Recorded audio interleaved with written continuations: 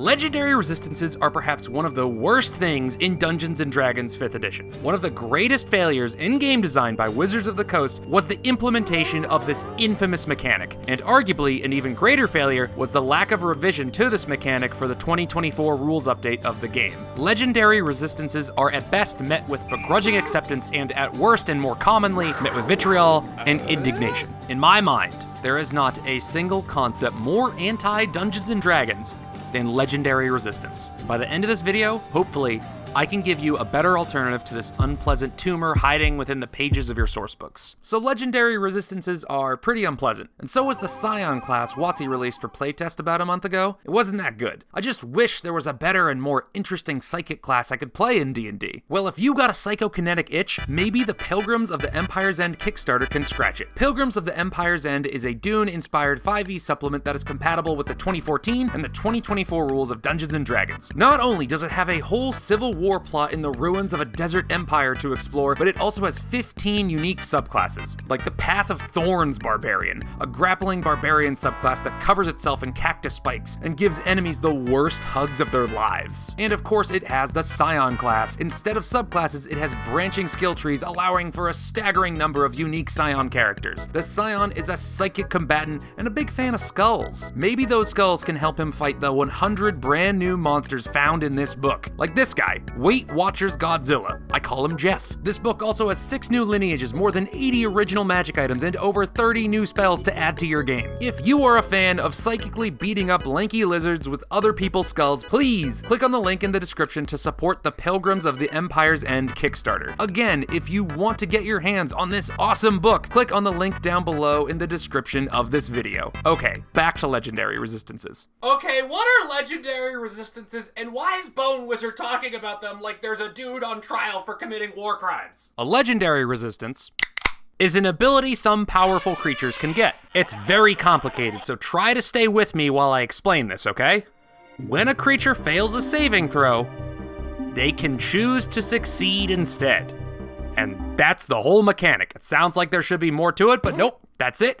Just choose to succeed whenever you fail at no significant cost to the creature. Thankfully, a creature can only use this a set amount of times per day, but it still does not change the fact that it sounds like a half-baked ability. What do you mean they just succeed? This is so kid on the playground with an everything-proof shield coded, and I hate it. I hate it with every bone in my body. Boss creatures are usually the type of enemies to get these. You know, ancient dragons, liches, demon lords, big frogs. Give it up for big frogs, everybody! Can I get some claps in chat for Big Frog? So thankfully, these don't show up too often in your game, but when they do, it's usually during the final boss fight of a dungeon or the big enemy of an entire campaign. You know, some of the most climactic points in your game. Do you know how bad it feels as a player to have your spell completely fail by no fault of your own, by no stroke of bad luck, but just because the boss felt like it? And once a player figures out legendary resistances exist and they are playing a caster, it ruins boss fights for them just a little bit. If you are learning what legendary resistances are from this video, oops, I cursed you with knowledge. It's like, okay, cool, so the boss can just choose to pass any saving throw he wants? I guess I can't really use my most impactful spells, the spells that I saved for our hardest fight of the day. Guess I can't do anything to this boss. My team will have to pick up my slack for at least 3 rounds while I whittle away the monster's shield of plot convenience. Good luck fighting Godzilla, but frog! And it's not any better for the DM. Speaking from my own experience, I hated using legendary resistances. It felt bad. It felt like I was cheating. For my D&D games, I use Roll20, and I like to roll in front of the players. So when the sorcerer casts slow on the boss and they all see I rolled a nat 1 for a Humongo Toad saving throw, they all get excited. The hype is real. It's a big moment, and the energy from my group is great. And all that excitement, all that hype, and all that energy is just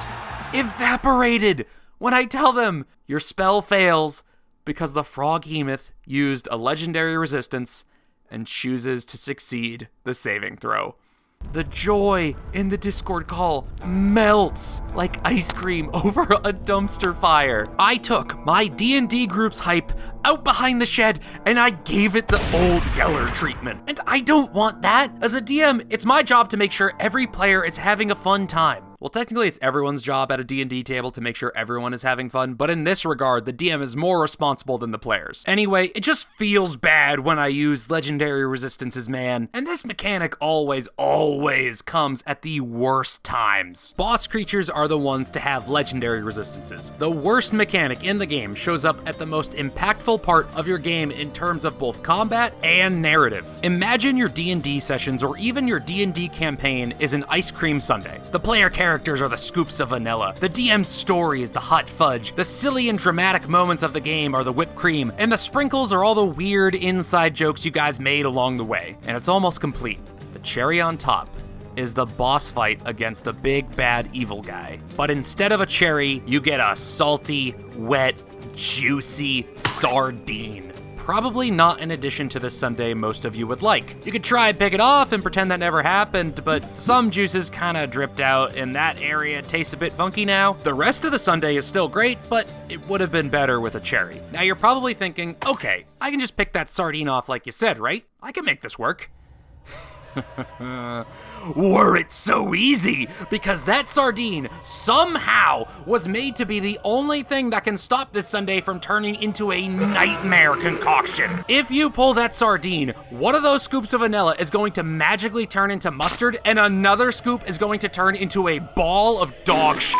The entire reason legendary resistances exist is because there are spells in the game that can just instantly win a fight against a boss. Hypnotic Pattern, Polymorph, Hold Monster, Banishment, especially Banishment. A large number of enemies in D&D are creatures from another plane of existence. So Banishment is a spell that can just end a fight against a huge percentage of creatures with one unlucky saving throw. I like to call spells like that one-shot winner spells. And the only thing preventing a boss fight ending in less than one round of combat is legendary resistances. That was WotC's workaround. A workaround to the problem they created for themselves. I made a whole video about why spells like this are bad, but people will defend those one-shot winner spells by saying you need them in order to get through a boss creature's legendary resistances. And then people will defend legendary resistances because they are there to defend against a wizard who can cast a one-shot winner spell. And then they say you need one-shot winner spells to get through legendary resistances, and you need legendary resistances for one-shot winner spells, and it repeats like this over and over and over. It's this circular logic that just stinks, because both these ideas just stink. It's like if you were given a piece of dog shit,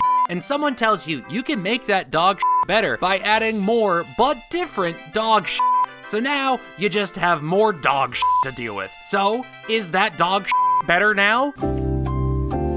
No, you just have shit from two different dogs, and a sardine on top is not going to make this any better. So, how do we fix legendary resistances? The solution is very simple. You can still give your boss monsters their auto success, but you can make it cost something important.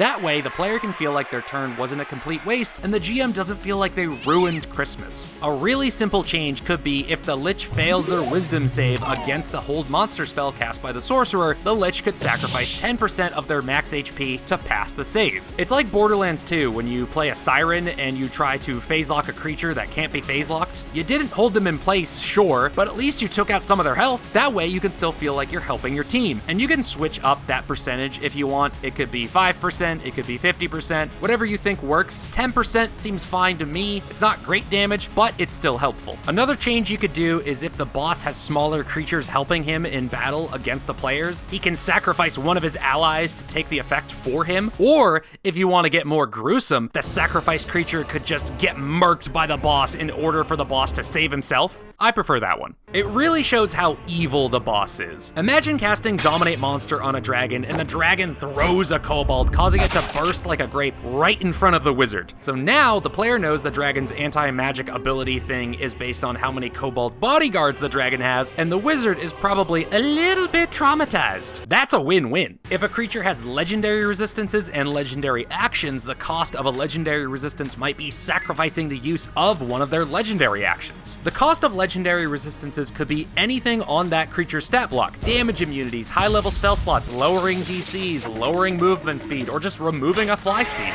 The point is you have options, and you can choose the appropriate type of cost for the appropriate creature. You're not locked into one. You can mix and match these as much as you want. If you guys have any other ideas for cool ways to change legendary resistances, leave it down in the comments. I'll leave a heart next to the ones I like.